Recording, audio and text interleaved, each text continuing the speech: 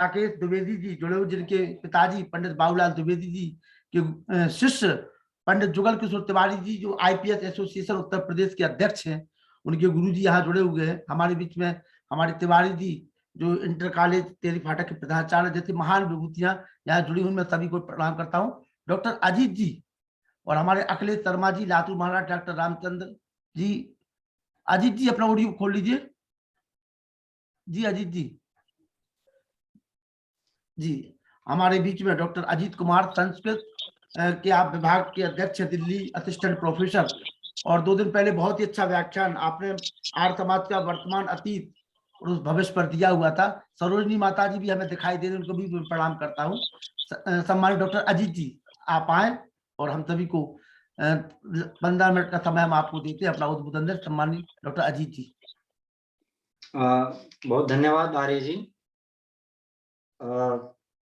इस आभासीय कार्यक्रम में समुपस्थित समस्त आर्य महानुभावों, हम अभी श्रद्धेय आचार्य डॉक्टर आनंद पुरुषार्थी जी, आर्य समाज के आप मूर्धाभिषिक्त विद्वान हैं,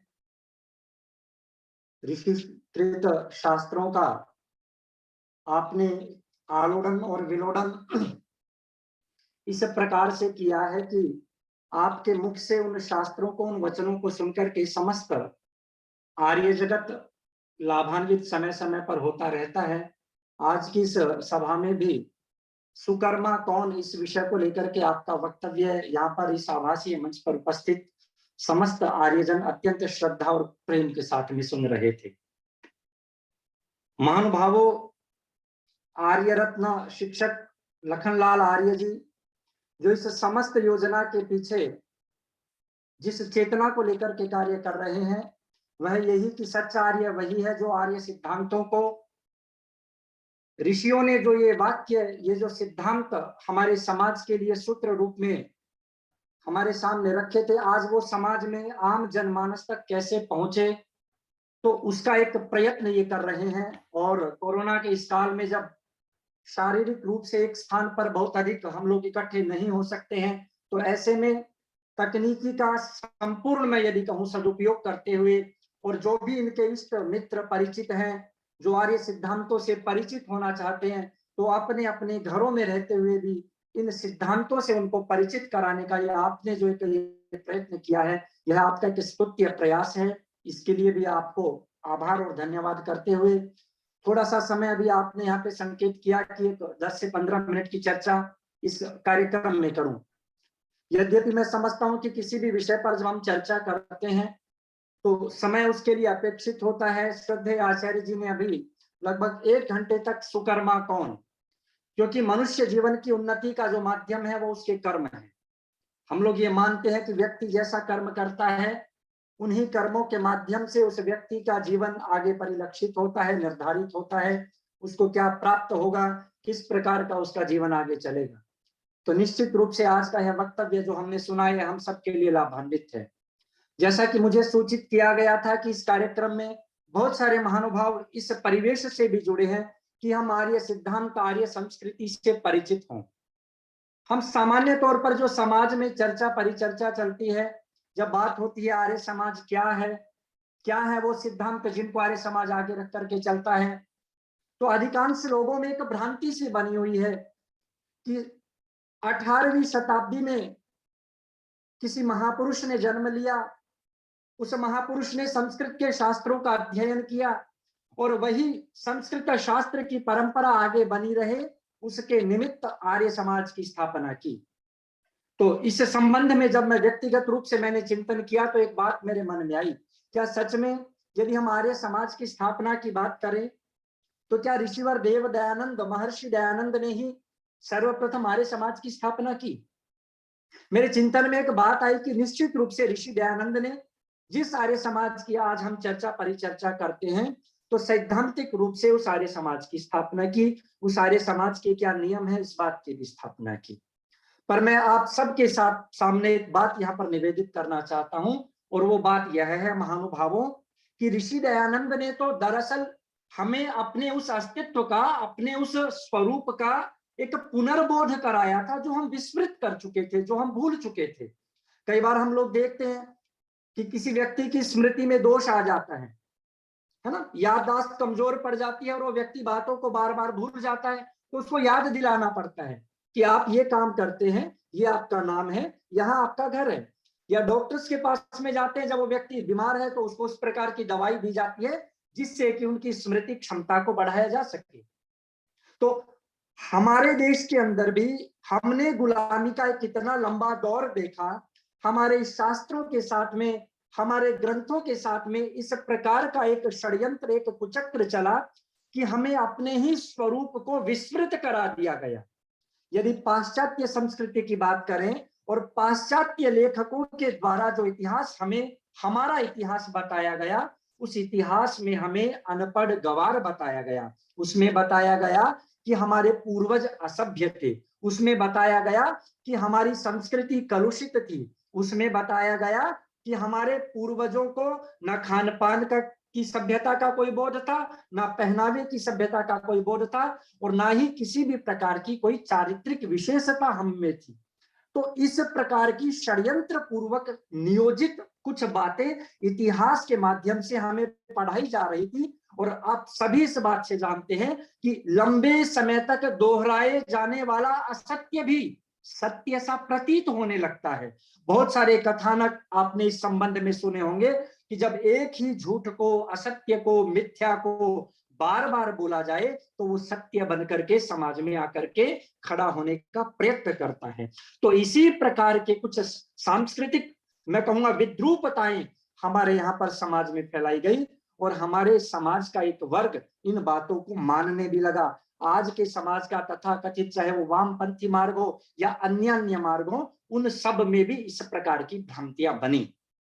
मैं आप सबसे निवेदन पूर्वक एक बात कहना चाहता हूं, क्या हम सब इस बात को स्वीकृत कर सकते हैं, जो महानुभाव भारतीय संस्कृति से, वैदिक संस्कृति से परिचित है, जब हम अपने शास्त्रों को उठा करके देखते हैं, अभी आचार्य जी कितना सूक्ष्म वर्णन कर रहे थे सुकर्मा का, और एक छोटी सी बात, कितनी सूक्ष्म बात है आपके व्यक्तित्व निर्माण की, कि एक व्यक्ति जो अपनी आंखों से देखता है, आपकी दृष्टि आपके चरित्र का निर्माण करती है। और यह बात एक वेद मंत्र कहता है। कौन सा वेद मंत्र? जो ऋषि दयानंद ने नहीं लिखा, जो 18वीं शताब्दी में नहीं आया, जो इस सृष्टि के प्रारंभ से परम पिता परमात्मा ने जब उन्होंने घोषणा की थी कि ये वेद आदि सत्य शास्त्र समाज के कल्याण के लिए, समाज के मार्गदर्शन के लिए मैं दे रहा हूं, तो उन ग्रंथों में, उन वेदों में ये बातें कही गई हैं। तो महानुभावों, हमारे पूर्वज, हमारा इतिहास, हमारे शास्त्र हमें सन्मार्ग की ओर ले जाने के लिए प्रेरित करते हैं।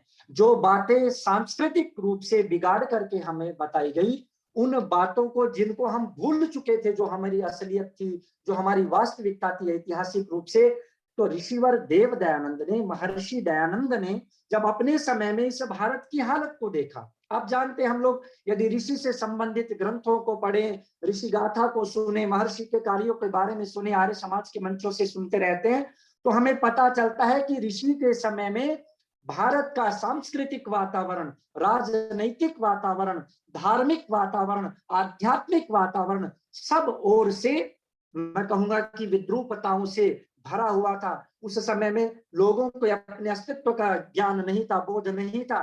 तो ऐसे समय में ऋषि दयानंद ने हमें कहा, एक नारा हमें उन्होंने दिया कि वेदों की ओर लौटो। तो इसका मतलब क्या है?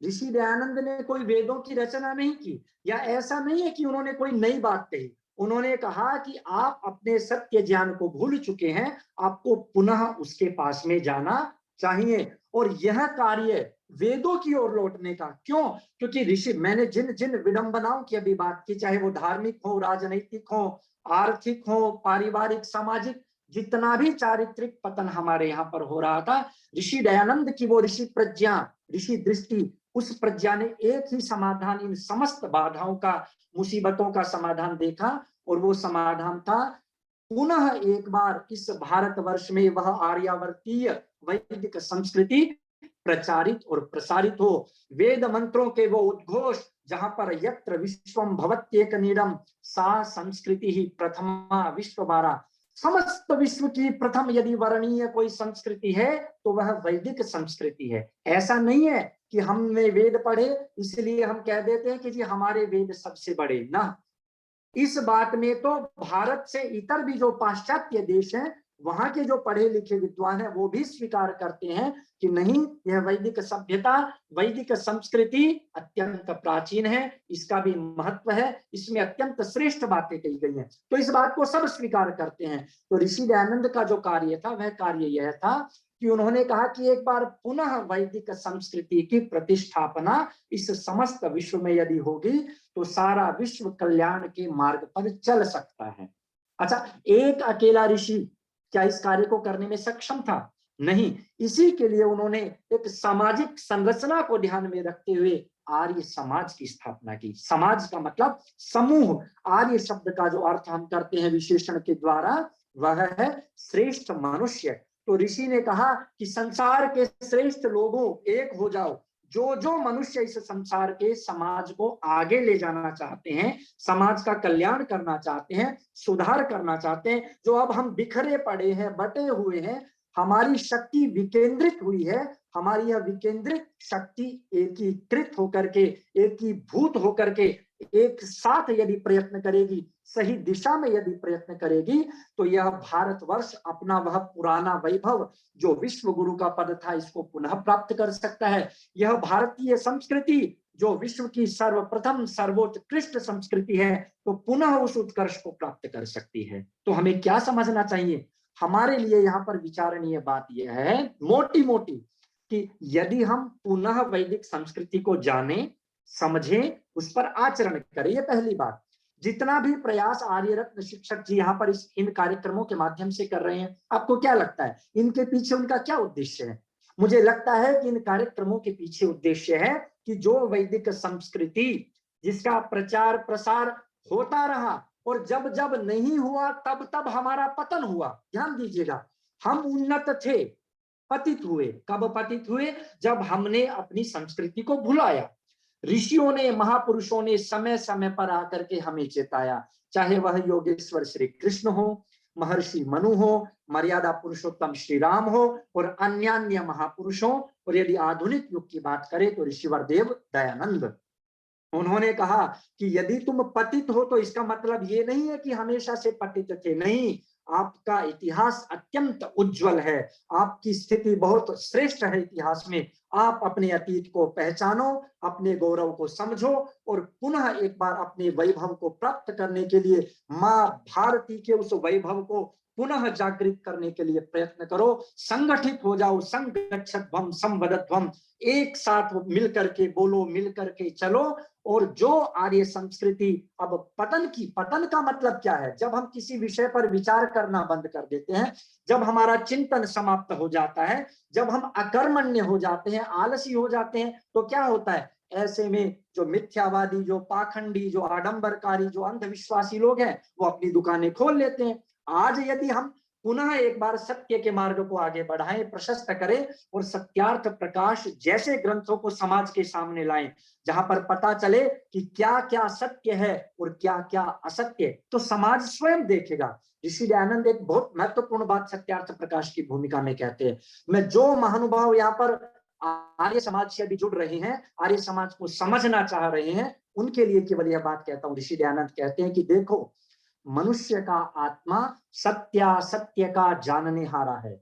हम सब सत्य और असत्य को जानते हैं, तथापि स्व प्रयोजन की सिद्धि, हठ, दुराग्रह और अविद्या आदि दोषों के कारण सत्य को छोड़ असत्य की ओर झुक जाते हैं। तो मतलब क्या है कि हम अपने स्वार्थ के कारण सत्य मार्ग का परित्याग कर देते हैं। हम ये जो सत्संग का एक जो कार्यक्रम है, ये जो चिंतन का जो एक कार्यक्रम यहाँ पर समायोजित होता है, बस यही हमारा प्रयत्न हो कि हमारा सत्य का मार्ग प्रशस्त हो, हमारी आत्मा इतनी बलवान हो कि हम लाख मुसीबत हमारे सामने आई, हम सत्य के पथ से, कर्तव्य के पथ से पदच्युत ना हो। इतना ही निवेदन इस संक्षिप्त समय में मैं अभी आपके सामने करूंगा। आगे कभी जब उचित समय होगा तो इस विषय में और विस्तार से कि कैसे हम अपनी उस वैदिक संस्कृति को समझ करके अपने राष्ट्रोत्थान में, एक बात कह करके मैं अपनी बात को पूरा करता हूं। देखिए, भारत का आने वाला युग है,